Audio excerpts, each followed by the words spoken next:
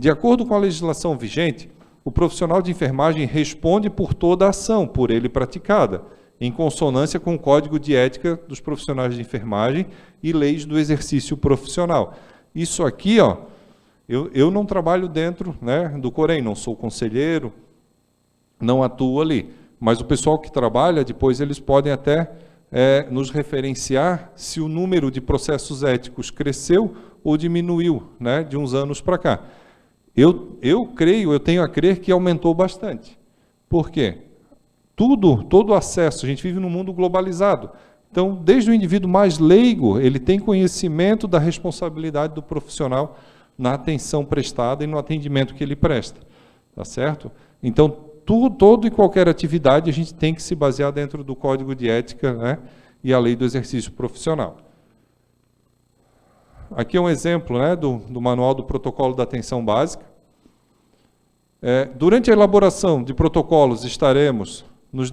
atenção primária, desculpem, aqui, sempre vem ao básico a saúde, né, mas o termo correto agora é atenção primária à saúde. Durante a elaboração de protocolos, estaremos nos deparando com 4 situações distintas. Primeiro tipo de protocolo, tema de enfermagem com legislação e a responsabilidade legal privativa da enfermagem. Esse é aquele protocolo onde só o profissional de enfermagem precisa atuar. Por exemplo, o protocolo para utilização de agulha, né, intraóssea, no atendimento pré-hospitalar, dispositivo, né, de punção intraóssea, não é agulha, é um dispositivo porque existem de formas e marcas diferentes. O segundo deles, o tema de atuação, ele é multiprofissional, com ações de enfermagem amparadas por legislação própria.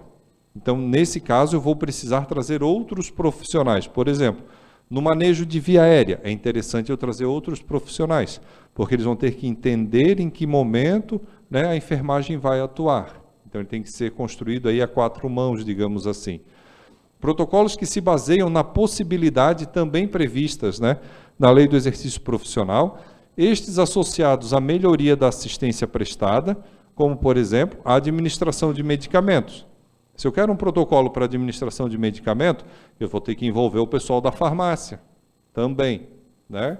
E para que eu possa criar aí, né, esse protocolo de maneira adequada. E existe um quarto que ele é muito conflitante, que é aquele protocolo que prevê ação específica de enfermagem, que não infringam claramente a lei do exercício profissional, porém que não estejam explícitas como atuação privativa. Ou geralmente são aqueles protocolos onde eu tenho pesquisa envolvendo seres humanos, certo? A gente viveu agora a pandemia, né? Digamos, eu vou ter que administrar, eu tenho a vacina, mas essa vacina não foi testada, não está regulamentada, eu preciso da enfermagem para administrar aí a vacina. Como é que a gente vai fazer? A gente pode, não pode? Tem protocolo para isso? Tudo que envolve, né, pesquisa envolvendo seres humanos que não estiver dentro do nosso, né, claramente, né, com resolução ou lei do exercício profissional, ele tem que ser mais criterioso, né, na sua criação e concepção, ok? Novas tendências pedagógicas.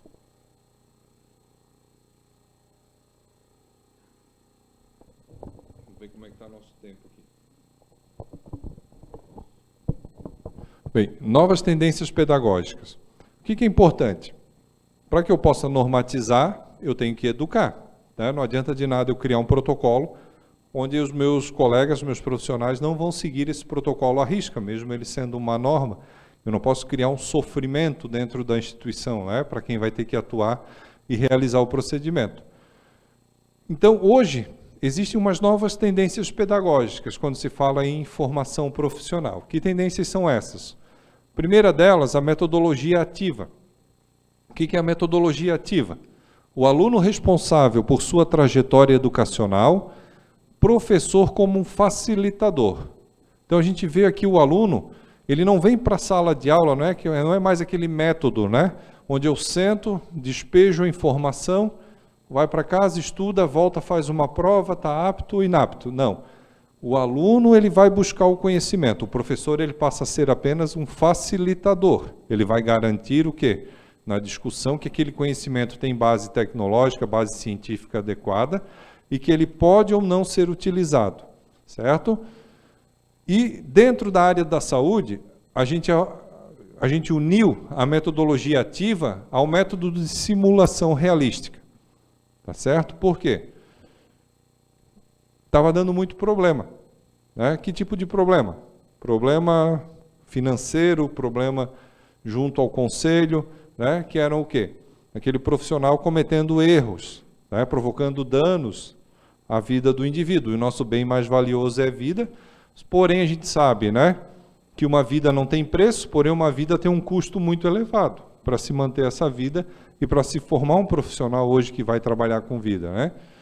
Então, segundo Mohan, 2015, nas metodologias ativas de aprendizagem, o aprendizado se dá a partir de problemas e situações reais, ou seja, os mesmos que os alunos vivenciarão depois da vida profissional. E a gente trazer para dentro da academia, trazer para dentro da sala de aula, aquilo que ele vai viver lá fora, né? Ele vai experienciar. E quando a gente fala em atendimento pré-hospitalar, é muito mais importante ter essa vivência. Por quê? Dentro do ambiente hospitalar, o ambiente hospitalar ele é um ambiente mais controlado. O ambiente do pré-hospitalar, ele sai do controle assim, ó, num piscar de olhos. Então a gente tem que tomar muito cuidado, tá, com o profissional. E a gente precisa, o mercado hoje não forma o profissional que a gente precisa para o atendimento pré-hospitalar também, né? Ele vem com vícios, ele vem com algumas fraquezas que precisam ser trabalhadas. A simulação realística, então, é uma metodologia de treinamento apoiada por tecnologia em que são criados cenários que implicam, replicam, né, experiências reais, favorecendo um ambiente participativo e de interatividade, com a utilização de simuladores e ou atores, visando ampliar a segurança do paciente nos serviços de saúde. Alguém aqui foi, através do Ministério da Saúde, realizar curso lá na Beneficência Portuguesa, Albert Einstein? Temos um colega que foi, né? Então, lá eles já trabalham, né, bastante essa questão da simulação realística, né? Essa técnica ela já é bem desenvolvida, onde além dos atores, né, que criam um cenário, eu tenho também todo um aparato tecnológico, né, manequins com funções vitais, manequins para fazer procedimento de via aérea difícil, manequim para fazer punção intraóssea e aí por diante. Ele desenvolve o raciocínio crítico em ambiente controlado. Onde é que está a grande sacada aqui? Ó? O ambiente é controlado, né? Eu não vou ensinar para um enfermeiro, né, a atender dentro do ambiente pré-hospitalar um acidente envolvendo múltiplas vítimas, segurança de cena. Ele não pode estar no local aprendendo a segurança de cena. Ele tem que vivenciar uma situação de conflito nessa segurança de cena que ele vai gravar aquilo ali, ele vai lembrar, né, quando ele desce da ambulância. Ele vai olhar antes de... É uma coisa simples. Eu abro a minha porta lateral da ambulância, eu tenho que olhar para onde eu vou descer e para onde eu vou. Porque eu posso estar saindo, eu estou ali atrás, fechado, eu posso estar saindo de dentro da ambulância entrando numa rodovia, né? Então, e a pessoa sai de dentro da ambulância e já aconteceu, de correr com a mochila nas costas para o meio da rodovia, né? Então, eu tenho que criar esse ambiente controlado, né? Isso é importante para o protocolo, né, ele ser bem feito e evitar aí os erros e os danos. Ele trabalha a necessidade de mudança de postura, tanto da parte, né, discente quanto da parte docente. É muito fácil para o professor trazer a matéria pronta, vamos dizer assim, né? Joga o conteúdo aqui, está pronto, ó, isso aqui. RCP é assim, eu comprimo assim, né? Mas eu tenho que vivenciar isso num ambiente controlado. E num banheirinho 2x2, como é que eu faço RCP? Não é verdade? E se eu estou numa situação de risco, estou sendo ameaçado com alguém com uma arma de fogo, né? Como é que eu vou agir nesse momento? Então a gente não pode esperar acontecer. Então a gente precisa desse ambiente controlado. Isso envolve mudar a postura, né? Tanto do aluno que vai ter que preparar, ele não vai preparar a aula, mas ele vai ter que estudar o conteúdo antes de vir para a sala de aula, ok? Então é necessário o quê?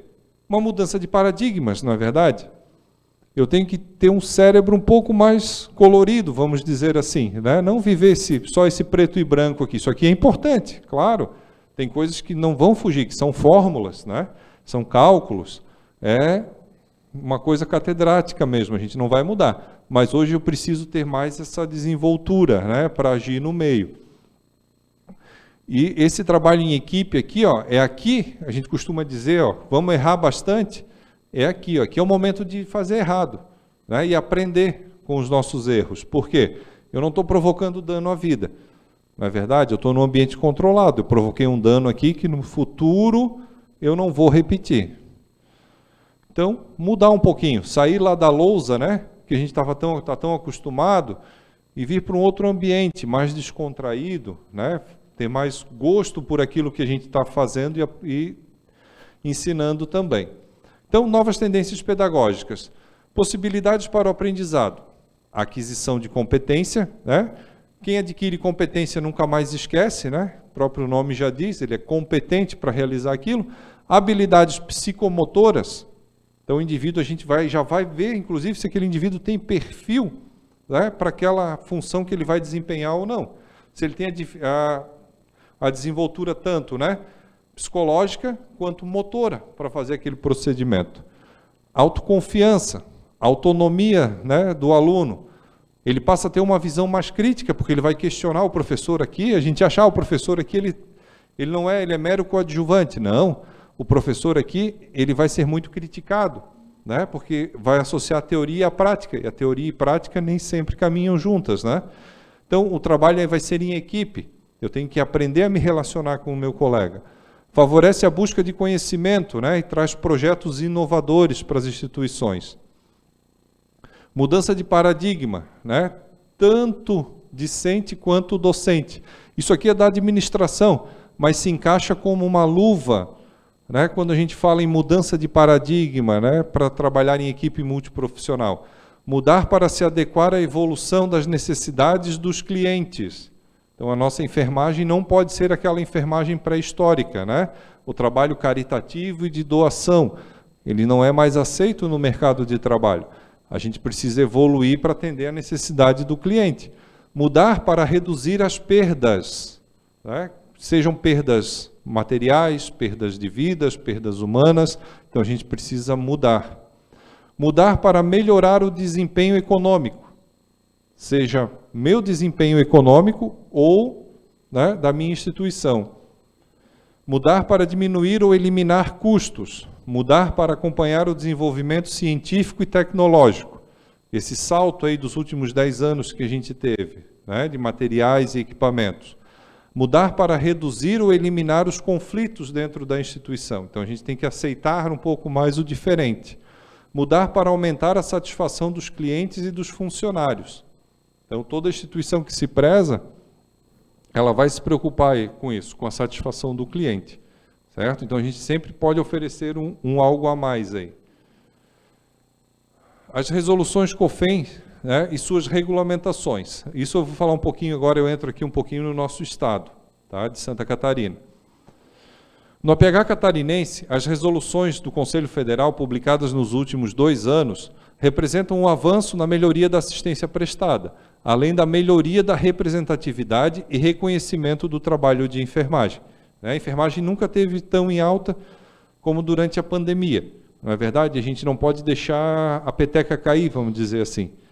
Os profissionais, eles têm que estar atuantes, presentes e mostrarem, né, como é importante a enfermagem e a diferença que ela faz dentro de uma instituição de um serviço de saúde.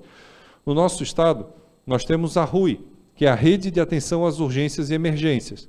Ela foi criada a partir de uma portaria 1600 de junho de 2011, onde o Ministério da Saúde reformulou a Política Nacional de Atenção às Urgências.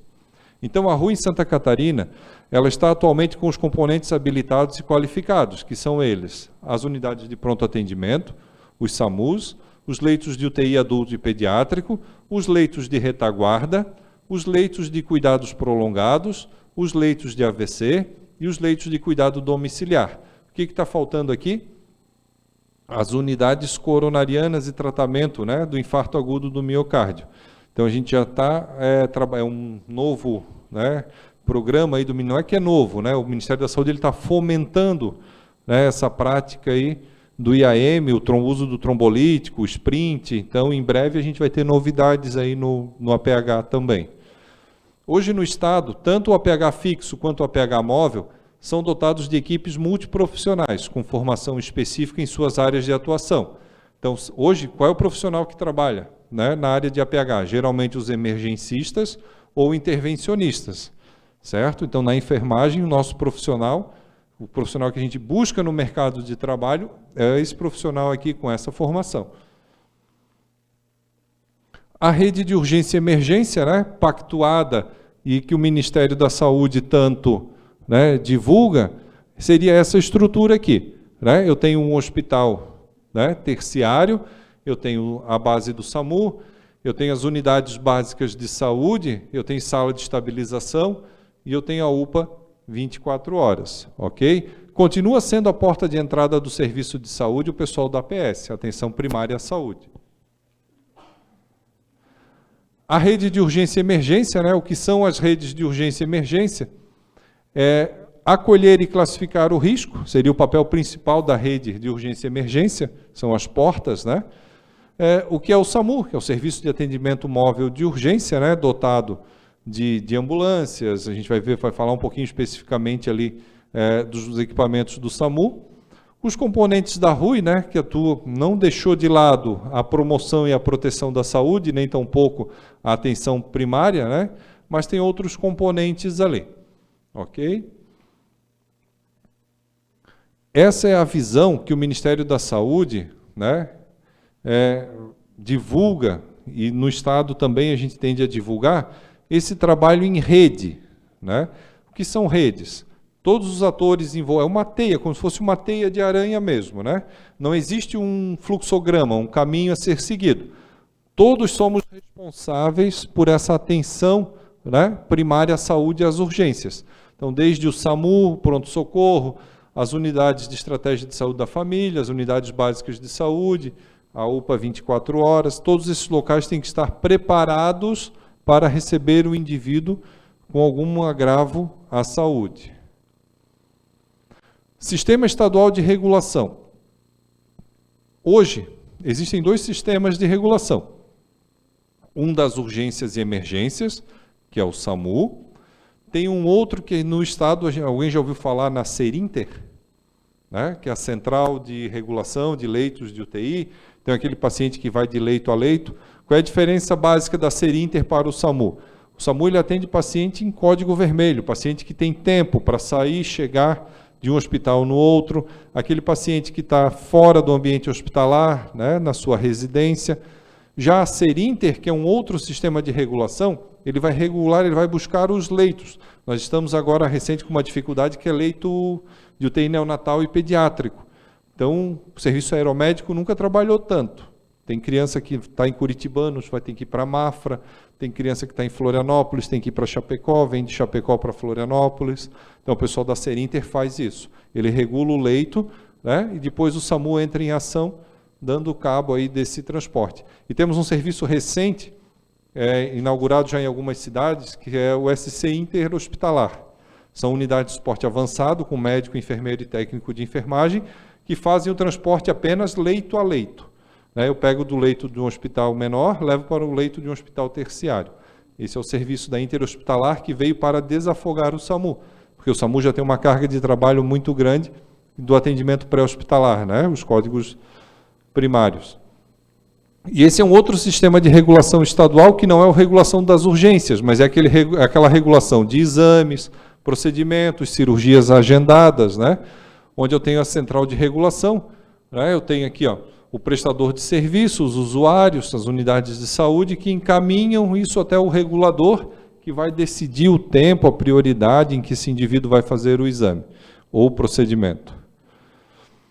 Falando de SAMU, né, hoje no Estado, o que nós temos à disposição da população? As centrais de regulação, que são 8 centrais, né, de regulação aí, divididas pelo Estado. Nós temos as aeronaves de asa fixa, que são 4. Unidades de suporte básico e avançado, são 96 unidades de suporte básico, 23 unidades de suporte avançado, que e recentemente nós vamos inaugurar mais 3, Brusque, Joinville e Videira. Vão ter unidades de suporte avançado. O pessoal do serviço aeromédico, né, asa rotativa, nós temos 2 arcanjos em parceria com o Corpo de Bombeiros, um fica em Florianópolis, outro fica em Blumenau. Eu, como profissional, sou vinculado à Superintendência de Urgência e Emergência, Diretoria de Atendimento Pré-Hospitalar, né, e o Serviço de Atendimento Móvel de Urgência. Centrais de regulação do SAMU hoje, aonde que nós estamos no Estado, são os locais pelo qual eu respondo, né, tecnicamente. A Central de Regulação da Grande Florianópolis, que atende os nossos 22 municípios da Grande Florianópolis. A Central de Regulação da Macro Sul, pega Criciúma, né, e toda a região carbonífera. O Planalto Serrano, que é a região de Lages, ali, São Joaquim, toda essa região.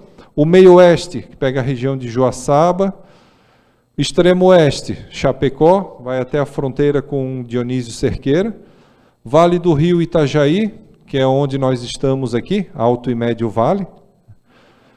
Foz do Rio Itajaí, que é a região de Balneário Camboriú. E Norte e Nordeste, que é a nossa maior macro, né? Pega lá a região de Joinville e vai até Mafra, Canoinhas. Ok? O que nós temos de equipamentos disponíveis para atendimento à população? As 8 centrais de regulação, com escuta qualificada às demandas de urgência, as 2 aeronaves de asa rotativa, 2 aeronaves de asa fixa atuando, né? Tem outras 2 de backup, 23 unidades de suporte avançado, 95 unidades de suporte básico de vida. Até 30 de abril, o que a gente atendeu aí no Estado?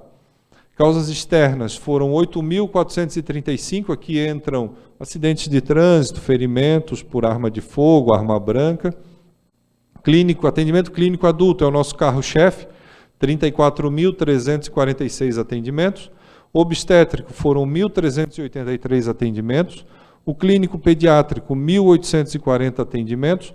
Olha o psiquiátrico como cresceu bastante, né? O psiquiátrico ele toma conta de todo o obstétrico e pediátrico e ainda sobra. 4.472 atendimentos psiquiátricos, sendo que nós não temos muita referência no Estado para onde levar esse doente aqui. Né? Saiu de Florianópolis, a gente sabe a dificuldade que tem, né, com esse tipo de paciente. Outros 784 atendimentos, como a gente atende em parceria com o Corpo de Bombeiros, né, e não informado foram 2. Ok? Pessoal, a educação é a arma mais poderosa que você pode usar para mudar o mundo. É isso que a gente está fazendo aqui hoje, né? Trazendo um pouquinho do nosso conhecimento, um pouco que a gente tem, né? O pessoal, quando entrou em contato, me deu esse desafio, porque eu nunca tinha falado, né, a respeito. A gente tem o conhecimento, né, do pré-hospitalar, da legislação, isso é óbvio, né, mas daí eu fui buscar algumas coisas ali e achei bem interessante, coisas inclusive que a gente vai tentar estar introduzindo lá no serviço com relação principalmente aos protocolos. A gente é muito pobre, né, de protocolo dentro da Secretaria de Estado da Saúde para atendimento e para fomentar, né, o nosso trabalho aí junto à instituição. Espero que eu tenha atendido aí o meu objetivo, agradeço aí a atenção de todos e fico à disposição. Se precisarem de qualquer coisa relacionada à superintendência, urgência e emergência na região, vocês podem nos procurar, tá bom? Obrigado.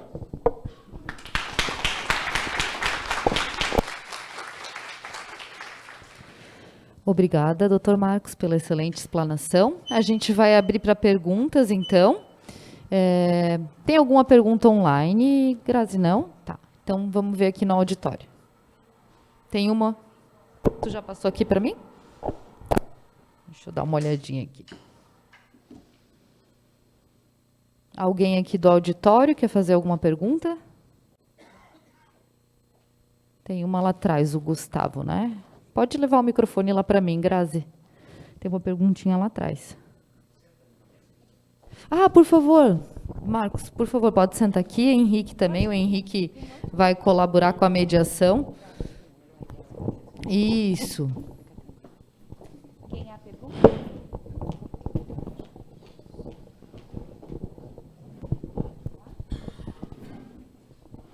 Bom dia, Marcos, Gustavo e Sara. Você não comentou ali sobre o Saer Sul Criciúma, que é um convênio do transporte aeromédico, talvez não seja vinculado porque é feito através do consórcio, mas fica sob tua competência também, essa é a minha pergunta.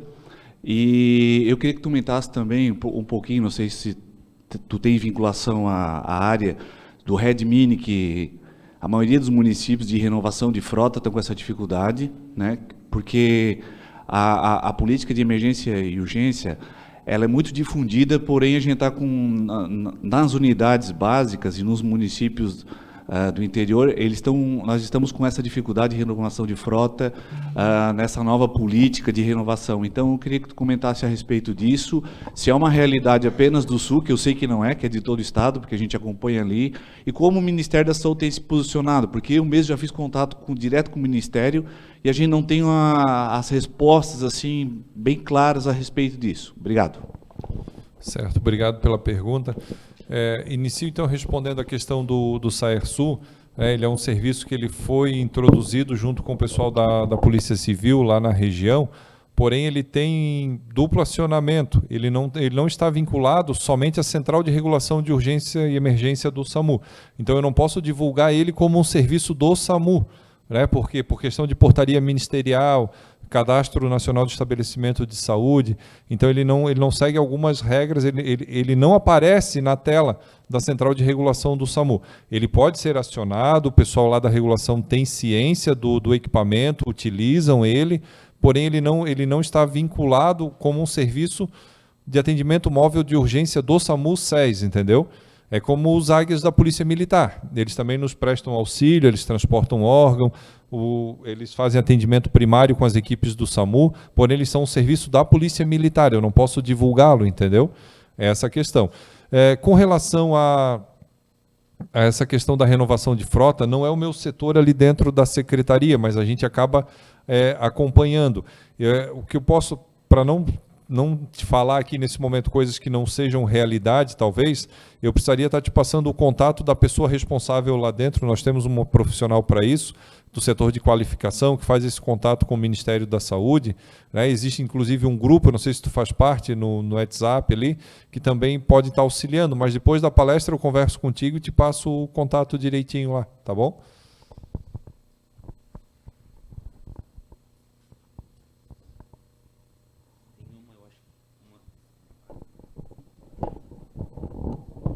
Eu tinha entendido que a questão de prescrição à distância, ela pode ser feita quando tem... Eu tinha entendido, então, que a prescrição à distância pode ser feita quando tem um sistema, né? E daí, no caso do SAMU, são usadas fichas, né? Teria que ter... Isso daí é passado para um sistema na regulação? Ou porque tem aquela ficha de atendimento que fica as vias, né? Fica via no serviço, fica via... com o SAMU, mas aí no caso, para a questão da prescrição à distância, isso serve? Tá, o seguinte, existem dois tipos de prescrições dentro do SAMU. Essa, eu acho que você está colocando é a questão do psicotrópico, né? Isso, o psicotrópico ele tem um impresso próprio dentro do sistema do CR-SAMU, onde o médico ele faz a prescrição, ele vai emitir uma via que vai ficar, né, digitalizada, e a outra ela vai ser impressa e enviada para o município, digitalizada. Se o município ele não está recebendo, ele pode entrar nós temos uma responsável pela farmácia lá na superintendência, que é a Sandra, né, ela pode estar verificando o que está acontecendo, mas todo medicamento prescrito, o que for psicotrópico, o município ele vai receber uma via com a assinatura do médico para dar o devido encaminhamento e controle dentro do município. As demais medicações não, elas ficam só em sistema, digitadas ali que foram prescritas mesmo.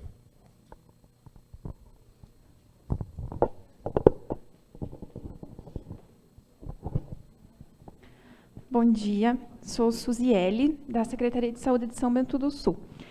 A minha dúvida é sobre essas unidades intermediárias e suporte intermediário. Pelo que eu vi ali, a resolução é bastante recente, né? Achei muito bacana. E a minha dúvida é sobre o custeio disso, porque hoje, por exemplo, o município recebe um valor de custeio, né, para a nossa unidade de suporte básico. Essas unidades intermediárias, existe uma previsão de alteração desse custeio? Teria um custeio diferente no credenciamento dessas unidades intermediárias? Na verdade, o Ministério da Saúde ainda não sinalizou como ele vai custear o suporte intermediário, né? Hoje ele tem dois tipos de financiamento, que é o da USA, né, e o do suporte básico. Então, a gente ainda não tem questão de valores de qualificação, né? O próprio Estado ainda ele já tentou fomentar essa criação dessas unidades, infelizmente elas não aconteceram, né? Mas em breve a gente pode ter novidade aí referente a isso.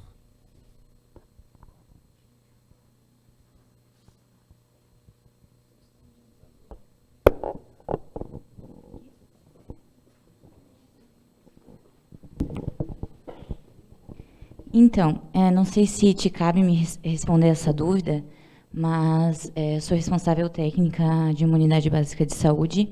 No nosso município, a gente não tem pronto atendimento, não tem hospital.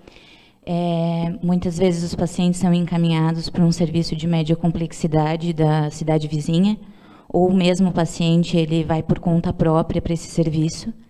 E se há necessidade desse paciente ser encaminhado para o hospital, enfim, esse serviço ele quer que a nossa ambulância da unidade, faça essa transferência. Tu sabe me responder de quem cabe a transferência desse paciente? Qual é o teu município, por favor? São João do Itaperiú. São João do Itaperiú é macro sul? Nordeste. Nordeste? Então, a regulação ela vai considerar alguns fatores para fazer essa transferência, né? Eu não posso entrar especificamente nessa questão agora, a gente precisaria estar vendo mais especificamente cada caso, o que aconteceu, né, em cada situação, o porquê da negativa. Agora, se é um paciente, né, paciente com delta, paciente com algum agravo de saúde que necessite de suporte avançado, não tem por que negar esse transporte, né, digamos assim. Mas com certeza tem essa orientação, ela ficou gravada. Sempre que tiver alguma dúvida, alguma situação que acontecer junto ao município, é importante pode sinalizar para a superintendência ou para o próprio coordenador médico da região, né, para ter uma resposta mais concreta, vamos dizer assim, da discussão entre os profissionais, né, que aconteceu, da regulação com o pessoal da unidade básica de saúde, entendeu?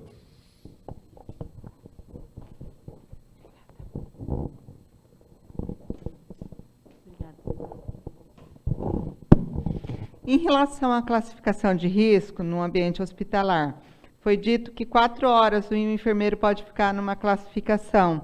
Você poderia falar um pouquinho? E outra coisa, minha dúvida é assim, um plantão de 12 horas, ele só pode ficar até 4 horas ou ele pode fazer um intervalo e voltar a fazer mais 4 horas? A gente vai considerar o quê? Que provavelmente ele tem que fazer uma descompressão, vamos dizer assim, né? Ele trabalhou aquelas 4 horas, ele pode fazer uma outra atividade, ele pode fazer a refeição dele, ele pode até retornar para a classificação, mas é importante que ele não seja o plantonista da classificação, isso é o que diz a resolução ali, né? Nas 12 horas, vamos dizer assim. Eu queria complementar a pergunta também, que eu fiquei com um pouco de dúvida. Por exemplo, se eu tenho uma escala de dimensionamento e nessa escala está enfermeiro classificador, né? No final de semana ou à noite, tem o nome daquele enfermeiro ali. Isso pode estar trazendo alguma dificuldade depois, trazer alguma prova, algo errado em relação à responsabilidade técnica? Ou eu preciso justificar que ele está saindo para fazer a descompressão, enfim? Isso tem que estar registrado, né? Vamos discutir a questão trabalhista, digamos assim. Isso tem que estar registrado que ele fez 4 horas de classificação e ele fez 1 hora de repouso ou foi fazer alguma outra atividade. É interessante que isso fique no livro de passagem de plantão, tenha esse registro em algum local, entendeu? Entendi. Obrigada. Deixa eu só fazer uma complementação da tua colocação. É até interessante porque nós estamos discutindo muito, né, a síndrome de burnout no serviço intra-hospitalar. Então, quando essas normativas normalmente seguem, né, numa linha de raciocínio cognitivo do TST, dos tribunais de justiça trabalhista. Então, quando nós falamos de um intervalo de 4 horas, a pessoa tem que sair, a chamada descompressão, que é, na verdade, você desligar-se daquele momento de tensão. Quando você não tem isso, obviamente, o que é gerar prova? Quando você está neste local e não é respeitado isto, posteriormente, hoje, se vocês forem ver síndrome de burnout, ela já é analogicamente considerada um acidente de trabalho, uma concausa, né? Porque nós temos o acidente fático e nós temos a concausa. Então, se você fazer esse nexo de causalidade da não pausa, com síndrome de burnout, com qualquer coisa relacionada a uma doença, depressão, algo neste sentido, obviamente, judicialmente você vai ter um prognóstico muito positivo numa demanda. Porque se não para, você tem uma resolução dizendo, nós temos 4 horas, tem que sair. É como no intervalo entre a jornada de 1 hora. Nós temos uma discussão pesada no SAMU no intervalo de prontidão, né? Porque o SAMU não para, assim como as emergências não param. Se você for para o teu descanso e você for chamado, você tem que voltar. Então é prontidão, não há a pausa, não há uma interrupção completa. Então, quando você tem essas 4 horas e não há o respeito da instituição nessas 4 horas, a instituição está se embarcando para si uma responsabilidade que lá na frente pode ter problema.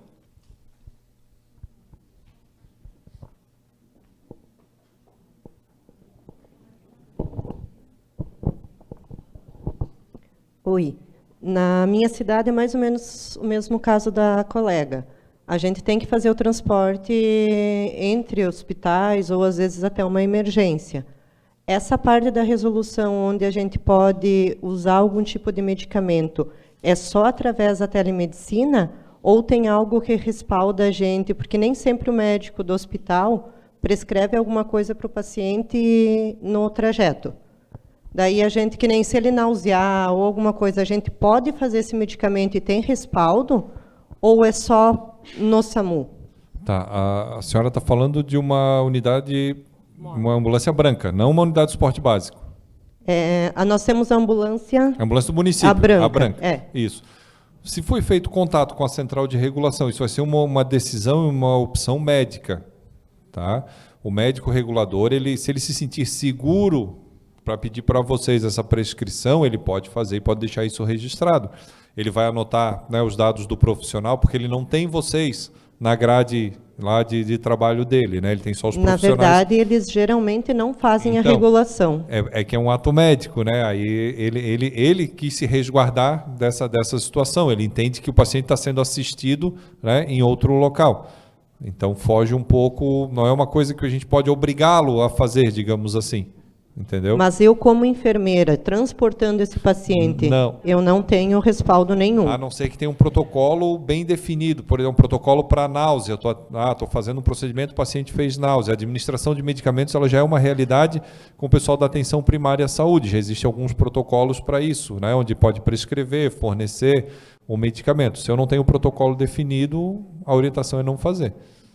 Então, montando um POP, tendo um protocolo...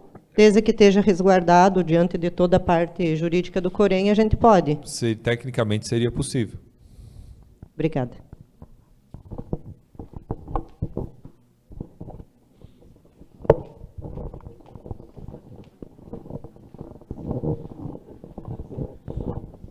Bom dia, meu nome é Edevaldo, sou enfermeiro lá em São Lourenço do Oeste, trabalho como RT, né, do suporte básico, faço parte da RUI. E eu gostaria de saber de ti, Marcos, se tu tem algum conhecimento, qual foi o entrave para não ser liberado uma avançada para São Lourenço do Oeste? Que nós solicitamos, né? São Lourenço é meio ou é extremo? É extremo oeste. Extremo oeste. Isso. Olha, eu não... Foi aprovado em CIB, em RUI, chegou até a Juliana, né? Sim. Todo aquele processo. Isso teria que estar discutindo lá dentro da superintendência, porque esses pedidos não passam no meu setor ali, entendeu? Então eu não tenho propriedade para falar sobre isso nesse momento. Mas acho que pode ser levado à discussão até a superintendência lá, com certeza eles vão ter a justificativa, né? E complementando, né, em 2017 eu conheci você em Águas Mornas, naquela capacitação do SAMU. Tem alguma projeção de capacitação para interligar o pré-hospitalar com o intra-hospitalar nos protocolos, para desmistificar um pouco do que o pré-hospitalar faz quando chega para entregar um paciente, né, a uma unidade ou uma porta aberta de urgência e emergência, seja uma UPA ou um hospital, que às vezes tem esses entraves de protocolos, né, o que o pré-hospitalar faz e o intra na hora de receber, né, tem aquelas discussões de atendimento. Na verdade, aproximar, né, o pessoal da porta fixa com o pessoal do pré-hospitalar mesmo. Então, isso com certeza tem que ser discutido junto ao pessoal. Agora, o NEU, ele não é mais NEU, ele virou GEU, Gerência de Urgência e Emergência, de Educação em Urgência e Emergência. Então, talvez isso dê um pouco mais de autonomia para que se possa, eu vou estar levando, né, essa proposta lá para eles também, quem sabe possa ser organizado, sim. Obrigado.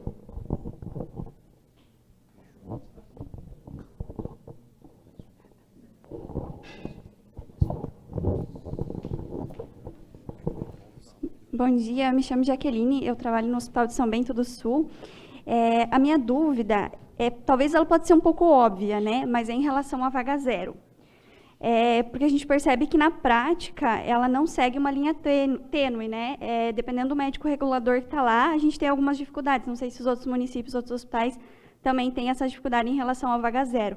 Quais são os critérios que os médicos utilizam para estabelecer a vaga zero? Isso já foi e continua sendo um motivo de discussão, realmente, entre as instituições e regiões de saúde, porque cada região de saúde no estado ela tem uma particularidade, né? E a gente vai utilizar o conceito de vaga zero sempre para referência, né? Então, eu posso ter que levar o doente, independente de ter capacidade instalada ou não, para que ele receba, né, aquela visão mais especializada para aquele problema de saúde naquele momento. Hoje é realmente uma discussão, se discute bastante, existem normas técnicas da CIB, tanto da superintendência quanto a capacitação da regulação, mas a gente ainda tem alguns entraves aí para conseguir fazer esse conceito fluir, né, da melhor forma possível.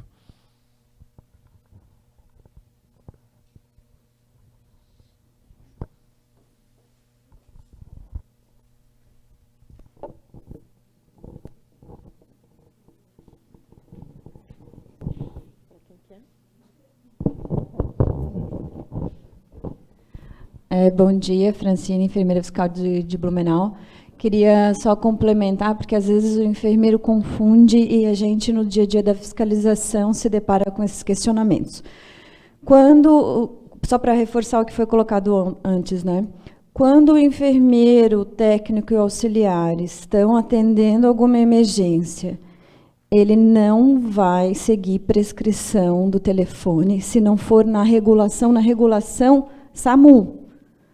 Se o médico está dizendo, o médico que não é da regulação, não pode fazer a medicação, não está respaldado, a não ser por protocolo. Então, se um médico lá da minha unidade, eu estou fazendo esse transporte, ele diz, Fran, faz uma dipirona, e ela não está protocolada, é exercício ilegal da medicina. Só a regulação SAMU está apta a prescrever esse medicamento para a gente poder fazer, tá? Outra coisa que eu queria reforçar para os enfermeiros, quando eu tenho, tá, não é SAMU, quando eu tenho que transportar um paciente, quem vai determinar quem vai nessa ambulância? Da equipe de enfermagem é o enfermeiro. Ele que tem que ver as condições emergenciais. Se, vamos supor, um infarto agudo miocárdio, quem que vai? É o enfermeiro e o médico. É um paciente estável, eu vou dizer para o auxiliar ir. Vou dizer para o técnico. Então, a responsabilidade do enfermeiro que está ali de prescrever e de decidir quem vai da equipe de enfermagem.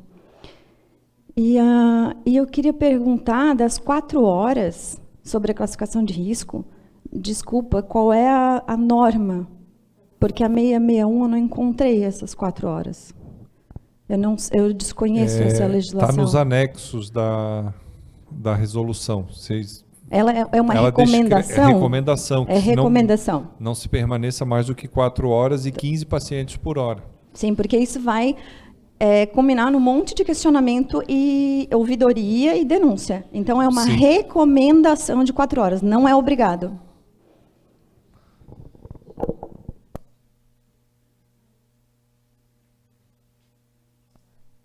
Eu gostaria de fazer mais uma colocação, assim, do que um questionamento, né, que acho que vai de encontro ao que as meninas aqui falaram. Eu sou fiscal lá do Extremo Oeste, né, então eu vou até lá na divisa, lá em Dionísio Cerqueira. E lá a gente tem muito município assim, pequenininho, que não tem SAMU na cidade, não tem bombeiro, não tem hospital, não tem UPA. E a gente tem ambulâncias brancas circulando com todo tipo de paciente, porque às vezes eles têm que esperar muito tempo pelo SAMU, né? Porque a gente sabe que lá é distante, E aí a gente tem técnico transportando paciente grave, né, porque eu tenho um município que nem tem enfermeiro que reside na cidade para poder, às vezes, ir fora de hora fazer esse transporte, né. Então, a gente tem ainda em relação a essa rede de urgência e emergência nos municípios pequenininhos, bastante dificuldade assim, em relação ao exercício profissional. Eu encontro muito técnico de enfermagem que ele sabe que ele não poderia estar fazendo aquilo sem a presença do enfermeiro, mas ele fica ali, eu deixo o paciente, eu levo o paciente, se eu não for, quem vai levar? Só o motorista sozinho, aí o motorista também não quer levar. Né? Eu estou vendo o povo aqui, todo mundo se agitando, porque eu sei que isso é uma coisa que está meio assim velada, ninguém fala, mas todo lugar que eu vou acontece. Né? É a verdade, ela falando ali. Então, a gente tem assim, ainda muito essa dificuldade. Né? Tem regulamentações dentro do Conselho, em Santa Catarina. Né? Eu sempre oriento isso que a Francine falou, né? Que a gente tem que ter minimamente um enfermeiro para orientar essa equipe de enfermagem, né? Protocolos estabelecidos, registros de enfermagem, né? Para tentar minimizar aí alguma responsabilização legal. Eu, complementando, eu costumo dizer que Santa Catarina é um estado muito acolhedor, pegando a situação lá do extremo oeste, Dionísio Cerqueira, a gente mudou recentemente a telefonia, passou para a VoIP, então a central de Chapecó, a gente conseguiu ter um controle maior das ligações, e o SAMU ele recebia ligação de Barracão, recebia ligação até da Argentina. E sempre atendeu, e agora começou a não atender. Então a coordenação lá da cidade entrou em contato que eles queriam voltar a atender, porque essa população estava sem atendimento. Eles não estavam conseguindo ligar para o 192, e Barracão é Paraná. Então pega uma parte de Paraná, Rio Grande do Sul, e lá eles não têm SAMU na região. Então a gente teve que voltar com a possibilidade desses locais ligarem e cair a ligação na nossa central de regulação para prestar o atendimento lá.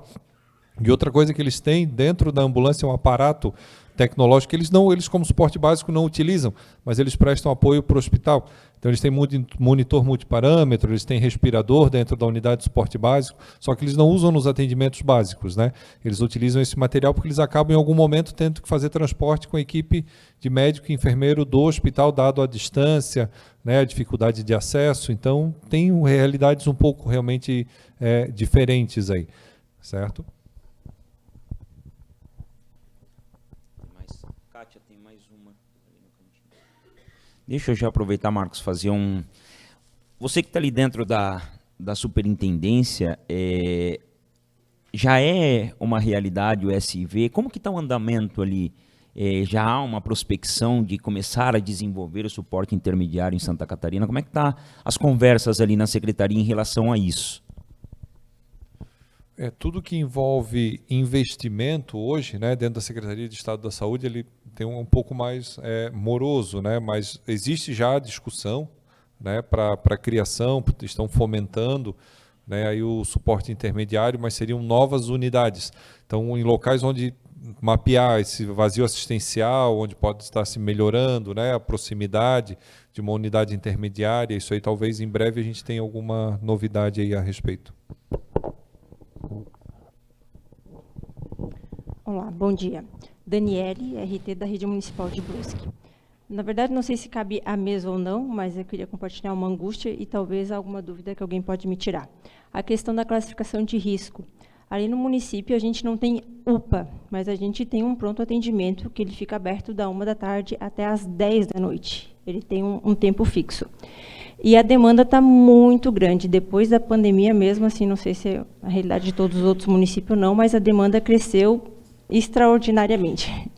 E a gente está vendo a questão da classificação de risco, só que como ela tem um tempo que fecha o serviço, eu tendo que, a população tendo que, acabando mandando embora a população, e eu não tenho o que fazer com essa população. Então, o meu questionamento é a classificação de risco pelo profissional enfermeiro. O enfermeiro ele está respaldado a classificar esse risco e a mandar um paciente embora. De que forma que a gente pode trabalhar, de que forma que alguém pode me ajudar a trabalhar com essa população? Não mandar embora, a gente está no serviço de saúde, né? É complicado, a gente pode ter problema jurídico sério, né? Recusa de atendimento, se classificaria como recusa de atendimento, né? Então o município ele talvez tenha que rever a forma de trabalho de horário, de divulgação, né? Depende muito do que a gente escreve na porta. Se eu tenho uma porta escrito emergência, pronto atendimento, né? Então a gente vai se basear no que está aberto ali para a população.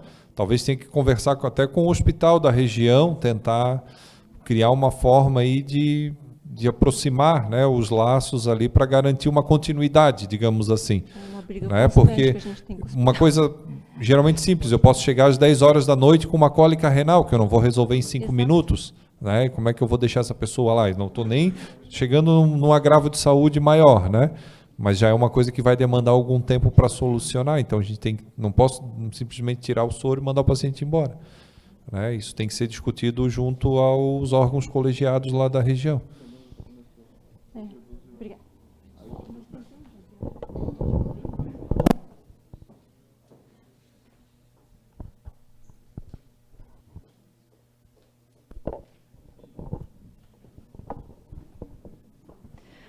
Nós temos uma pergunta aqui que veio através do meio online, do Sandro Almeida.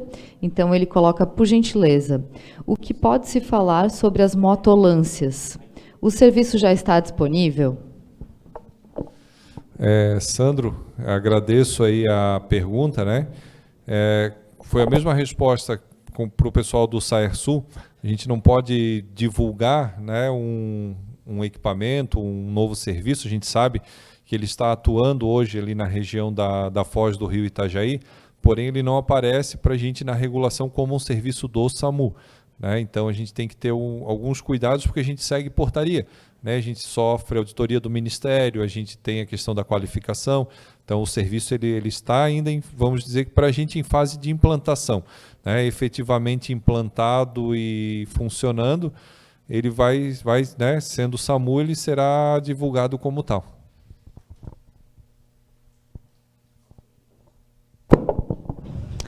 Mais alguma pergunta aqui do auditório? Então, a gente quer comentar alguma coisa, conselheiro Henrique, para a gente finalizar?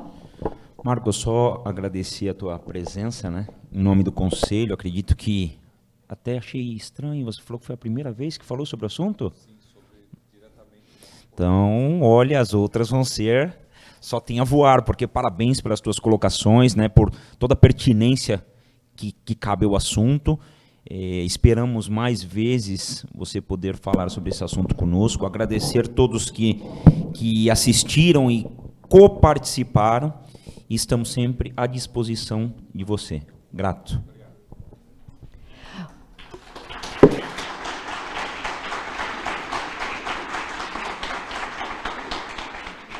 Então, convido o conselheiro Henrique a entregar essa lembrança para o Dr. Marcos.